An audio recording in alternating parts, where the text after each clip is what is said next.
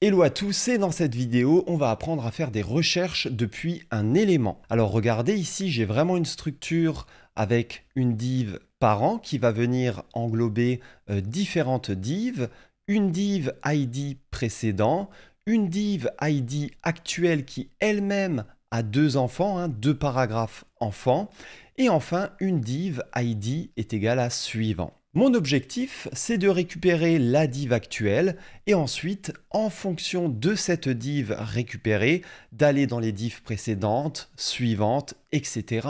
Parents, enfants, etc. Donc regardez, je vais déjà venir récupérer cette div actuelle. Const actuel est égal ici à document.getElementById de actuel.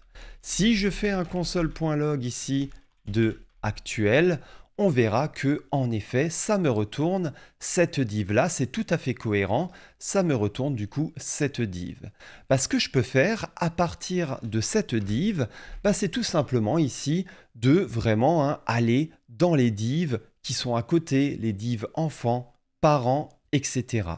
Regardez, je peux faire ici un console.log de actuel.children.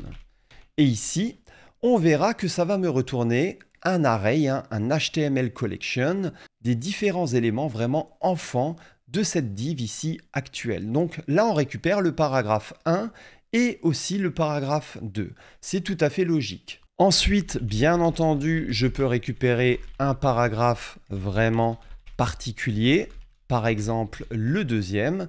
Donc ici, ça me récupère effectivement le deuxième paragraphe. On commence à 0. Si je mettais 0 ici, on récupérerait le premier paragraphe. Donc je vais remettre ça à 1, voilà.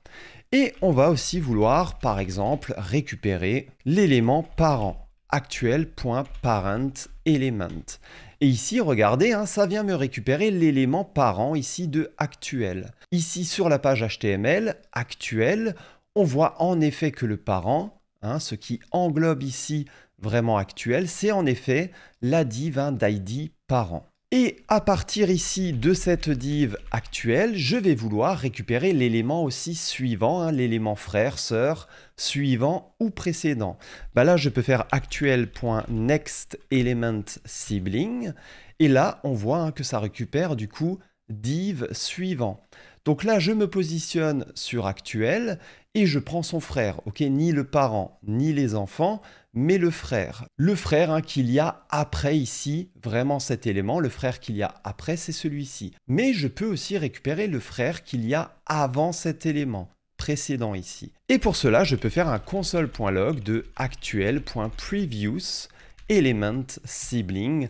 Et là, en effet, on voit que ça va me récupérer l'élément juste avant. Donc, juste avant, sur le même niveau de actuel, on a en effet précédent. Et ça sera assez utile pour faire des choses plus complexes que l'on verra plus tard dans les prochaines vidéos. Ciao, ciao!